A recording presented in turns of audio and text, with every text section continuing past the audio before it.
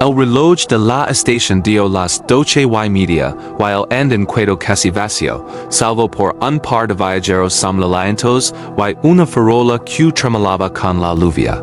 Nadie esperaba el tren de esa noche, y sin embargo las puertas chirriaron al abrirse y descendió una figura envuelta en abrigo negro. Era una mujer que caminó sin prisa, como si supiera exactamente a dónde ir. Y su silueta produjo un silencio que se extendió como acid sobre el ruido habitual de la estación. No era solo su forma, algo en su presencia parecía arrancado de otro tiempo. Los viajantes la miraron sin comprender por una sensación de frío recorrió sus espaldas. La mujer cruzó el vestíbulo, deteniéndose un instante para observar el tablero de salidas. Aunque ninguno de los destinos figuraba en su mirada inmóvil, nadie la abordó. Caminó hacia la salida sur, donde la lluvia ya marcaba charcos oscuros. Un niño que vendía periódicos la vio pasar y sintió que su boca se quedaba seca. Juró que su sombra no se movía igual que él. Fue la última vez que alguien la vio permanecer, quieta, apoyada en la barandilla, observando los rails como si esperara algo que debía volver. La no se avanzó. El tren partió, y la mujer se desvaneció entre la niebla, dejando tras de sí un rostro que pocos se atreverán a seguir. La estación guardó su imagen como quien resguarda un mal recuerdo y algunos empleados empezaron a susurrar que cuando la noche alarga una figura regresaba sin perder la calma trayendo consigo objetos que pertenecen a quienes alguna vez desaparecieron en las vías. Al día siguiente, las noticias locales trataron el suceso con ligereza.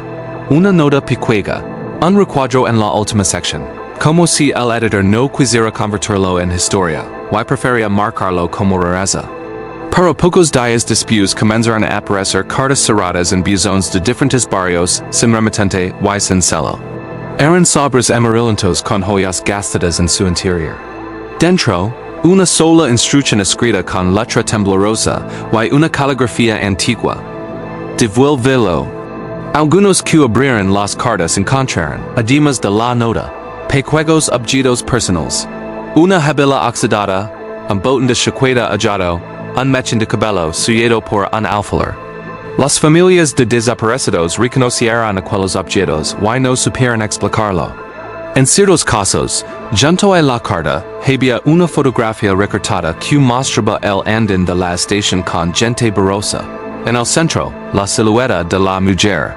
Alguien colgó una de esas cartas en el tablón de anuncios de la iglesia, y la comunidad comenzó a reunirse en voz baja en intercambiar testimonios. Una anciana dio que tiempo atrás, en una vieja crónica se mencionaba una salida de servicio nocturna de la cual no volvieron a hablar. Anterior que se desvió y que dejó 10 asientos vacíos. La leyenda creció, alimentada por las cartas y por la aparición efímera de la mujer. Nadie quería admitir que algo tangible devolvía fragmentos del pasado a menos de quienes todavía esperaban respuestas. En la taberna del puerto, don las historias se vuelven moneda corriente. Un veterano que trabajaba de noche, relató con voz espera su encuentro con la mujer. Dio que la vio entrar empapada, sin prisa y sentarse en la mesa junto a la ventana. Pidióta, no miró la carta, y sobre la madera colocó una pieza de plata. Una fotografía letters. Nadie se atrevió a tocarla hasta que el posadero, arriesgando la curiosidad, la desplegó. Era una imagen antigua, con la estación al fondo y pasajeros que parecía que habían quedado inmóviles en el tiempo. En el bord, con trazo firme y antiguo, había nombres tachados. El posadero juró que sintió un escalofrío que le heló la nuca y que la chimenea no logró calentar más la estancia. La mujer se levantó sin pagar y salió bajo la lluvia, dejando una moneda vieja sobre la mesa. La moneda tenía la fecha de un año que no coincidía con la memoria de nadie vivo. Otros parroquianos afirmaron haberla visto luego en distintos puntos de la ciudad, siempre con la misma calma, siempre dando algo atrás. Un muchacho del taller municipal encontró en su cajón una lave que no reconoce, y la lave llevaba una etiqueta diminuta con la inicial de su hermana. Desaparecida hacia más de una década. El rumor se expandió como una María. La mujer apareció para devolver piezas, fragmentos de vidas abiertas. Como si la ciudad misma fuera un tablero donde alguien intentaba reunir las piezas rotas. Un periodista de investigación, movido por el escepticismo profesional y la necesidad de cerrar historias sin respuesta, decidió seguir el rastro. Fue a archivos, revisó actas de servicio de la estación y consultó periódicos amarillentos. Ali encontró una nota seca de 1979 que relataba una salida de servicio, un tren nocturno que, por causas confusas, había sido desviado y que dejó la estación con asientos vacíos y rostros ausentes. El informe oficial cerró el expediente, con términos imprecisos y sin responsables. Al escudriñar registros de passage y listas de pasajeros, halló nombres incompletos, líneas en blanco donde debería figurar la identidad. Buscó fotos antiguas y topa con recortes donde, en una esquina, se distinguía una figura envuelta en abrigo oscuro, siempre en la periferia de la imagen. El periodista halló, asimismo, que en la fecha del incidente, varios informes médicos habían desaparecido de los archivos y que ciertos empleados que trabajaban. Aquella noche habían sido trasladados sin explicación. La sensación fue la de un encubrimiento con doblez en secreto, algo que la ciudad no quería reconocer y que, sin embargo, se manifestaba ahora en cartas y imágenes devueltas como trozos de memoria escupidos por un mecanismo desconocido. Decidido a probar la veracidad de la leyenda, el periodista volvió una madrugada a la estación con una cámara y una grabadora. Espero vio la marquesina, con la lluvia clavando en la nuca y la linterna encendida por si acaso. A las 3:08, por encima del rumor del agua, el tendido metálico de una campana sin campanario. Luego, la mujer apareció en la plataforma como si emergiera de la misma bruma. Dejó sobre un banco una caja pequeña envuelta en papel grasiento.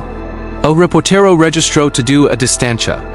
Cuando abrió la caja, la cámara enfocó un viejo reloj de bolsillo detenido en una hora exacta y una fotografía en blanco y negro con rostros recortados. La luz de la cámara hizo brillar por un segundo algo escrito en el reverso. Una lista breve de nombres y una fecha que volvía una y otra vez en los testimonios. Antes de que pudiera acercarse, la mujer se había ido sin prisa. La calle quedó Ali, y con ella la inquietud. ¿Quién la dejaba? ¿Quién la devolvía? ¿Y por qué había que devolver algo para recomponer el nombre de alguien? Con el tiempo, la ciudad empezó a movilizarse de formas pequeñas y constrictivas. Familias removieron azulejos de coquinas y rastrearon balls en el desván. Vecinos que habían perdido recuerdos importantes hallaron pertenencias en lugares donde nadie podría haber entrado sin ser visto. Un jardinero encontró bajo la tierra de su huerto un trozo de ropa de un desaparecido y junto a él una nota. Devuélvelo. Un músico halló una partitura con una melodía que su abuelo solía tararear y que se creía perdida. Los que intentaron quemar las cartas vieron que la tinta no ardía.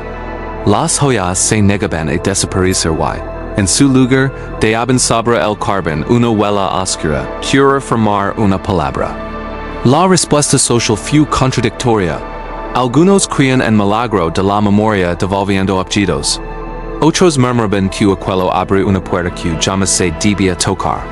El periodista recibió amenazas anónimas para detener la investigación y poco después superó desaparecidos sin explicación. Caminó las calles en las noches siguientes, murmurando nombres que había anotado en su libreta, while Hachelo sintió en su nuca la presión de una mirada que lo empujaba a actuar y a devolver. Algo que todavía no comprendíales. La ciudad vivió una noche de tensión cuando centenares se congregaron en la estación lavando fotografías, cartas y objetos encontrados en los últimos días. Quienes asistieron narran una escena imposible. Sombras que se movían con voluntad propia, junto a las pertenencias dadas en los bancos. Al retirarles, las sombras alzaban la mano como señalando un lugar indeterminado de la ciudad. Algunos afirmaron oír voces que no pertenecen a nadie conocido. La mujer del abrigo se plantó en la escalinata principal, y, con voz clara, pronunció algo que resonó en la plaza. ellos quieren volver. No es un regreso fácil. Es devolver piezas para reconstruir rostros. La gente exhaló como si partiera en dos. Los más viejos reconocieron el tono de una letanía antigua que se repite en las costumbres del lugar. Rituals de memoria en que los objetos serven de puente entre ausencias. Aquella noche, varios vecinos afirmaron ver, en reflejos y vitrinas, imágenes de personas que no estaban allí pero que, de algún modo, observaban la ciudad para comprobar si su nombre sería recordado de nuevo.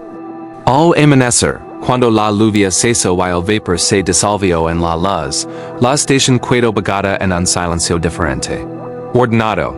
Como cuando un cuarto se ha puesto en orden después del caos. La calle dada por la mujer había letters desaparecido. Las fotos y objetos reunidos por la comunidad fueron devueltos a sus familias. Algunos reconocieron en las piezas pertenencias de sus abuelos. Otros, reliquias de historias que creían perdidas. Pero entre quienes participaron había una sensación inquietante. Aquello había cambiado la ciudad. La memoria había sido reconfigurada. Ciertos nombres reaparecen en registros que se crean borrados y, en algunos casos, personas que vivían con ausencia de memoria afirmaron recordar súbitamente rostros de su infancia. A la distancia, los que habían intentado documentar todo dijeron que la mujer nunca fue vista de frente. Su abrigo y su andar se desvanecieron como si nunca hubiesen tenido consistencia propia. Algunos guardaron en secreto una carta que nunca se abrió.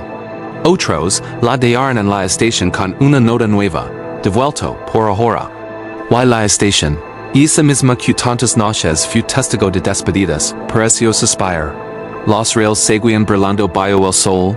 Y la ciudad aprendió a mirar con cuidado los detalles que antes pasaban desapercibidos. Porque en los objetos devueltos reposaba la posibilidad de reconciliar lo que el tiempo había rasgado.